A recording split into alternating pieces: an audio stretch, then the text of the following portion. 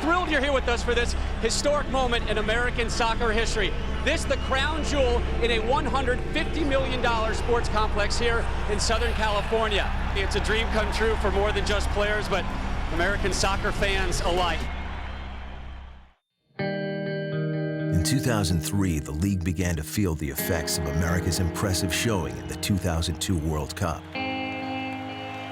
A number of standout individual performances had shown a light on the talent coming out of MLS and attracted the attention of top European clubs.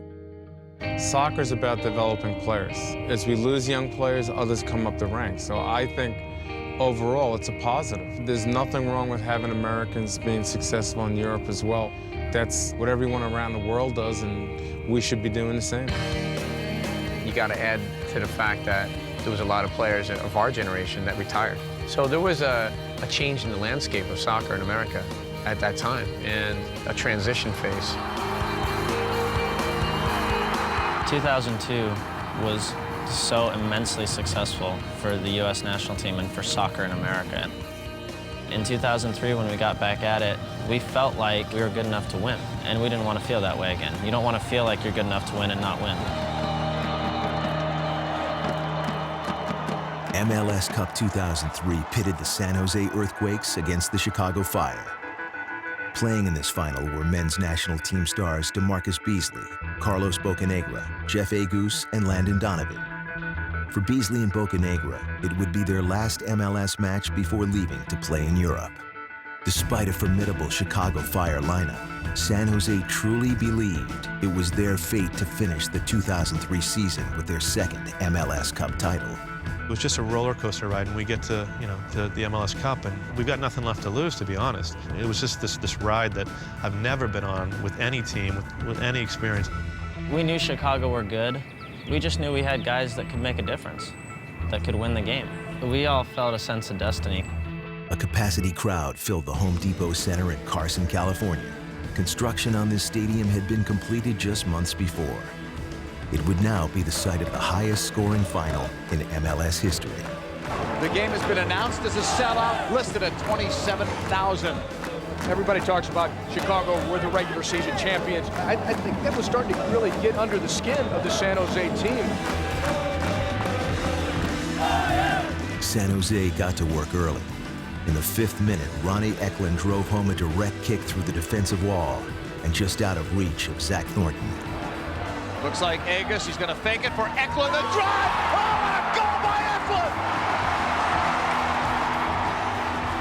Eklund! Nobody gave San Jose a chance in this game, because Chicago was just so stacked, and they were playing so well, but it wasn't their day. Despite getting on the board first, San Jose still had their work cut out for them. I understand the significance of playoffs, finals, big moments, big games pretty deeply. And I know that I have the ability to make a difference. If I can turn that on and make that happen, then I'm going to make it happen. Towards the end of the first half, Donovan received a through ball in the box, and after drawing Chicago keeper Zach Thornton off his line, drove home number 2 for San Jose. It is Razov. Chicago was in a bad spot, but showed no signs of giving up. To Razov, lead pass Beasley, streaking in on goal. Beasley played it across. A lot of what we expected, 2 teams willing to attack, and we're going to see more of it right now because Chicago needs 2 goals to get back in it.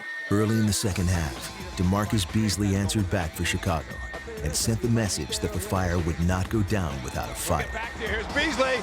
Oh, Beasley scores it! 2-1. The atmosphere in that game was kind of electricity. It just built because they went back and forth, and the battles were awesome. Chicago's celebration was short-lived. Just moments after the restart, Richard Mulrooney hit San Jose's 3rd on a well-placed shot to the far side. Mulrooney came back and he beats Thornton at the other end. Incredible! I remember our fans being in the corner, and they had the signs, "We believe," and that was really the motto throughout the playoffs. Chicago fell asleep, maybe still celebrating. All the fans that were there, we felt them from minute 1 to minute 90. In the 54th minute, San Jose knocked in an own goal and narrowed the gap to 1. Cross on dead in the sun, and it's not. With a score of 3-2 and over 30 minutes left in regulation, Chicago again had a reason to believe. The midfield was like Braveheart because it was just blue and red, just running into each other, and it was a battle. It was just an all-out war. San Jose scored, and then Chicago. Moments later, MLS Rookie of the Year Damani Ralph was pulled down in the box, resulting in a penalty kick for Chicago. Bad time to make that challenge from behind by The Ronier. equalizer was in sight for the Fire, and Ante Raza, On the referee's whistle. Raza, saved by Onstad! San Jose keeper Pat Onstad read the low strike and stopped it at the line. That was a huge save. That was a game changer right there. It takes saves like that, and Pat Onstad has done it so many times. You know, that's what makes him the world-class keeper that he is. I think obviously with the penalty save, my confidence got a nice boost, and the whole team goes, all right, here we go. We got a guy behind us. Then in the 71st minute, off a feed from Dwayne De Rosario, Landon Donovan struck again and put San Jose up by 2 and further out of Chicago's reach. Oh, what a great pass and finish! Donovan has 2 goals.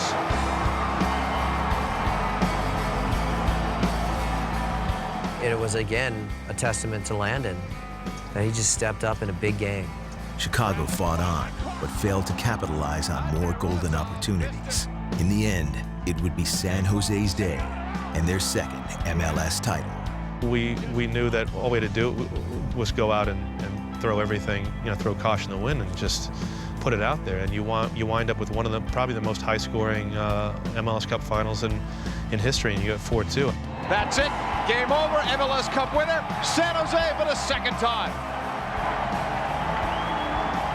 This is a team that had pretty much everything going against it coming into the playoffs, except for the size of their heart, and we weren't going to lose. That's all there is to it. We got people believing in us, and we made it happen. I'm so proud, man. So proud. What I liked about the game today was you saw some good young American players doing the business and really making this final a memorable one. You know, it was really eye-opening to the fans to say, we have a lot of quality inside America, and I think that day was a showcase of American talent more than anything else.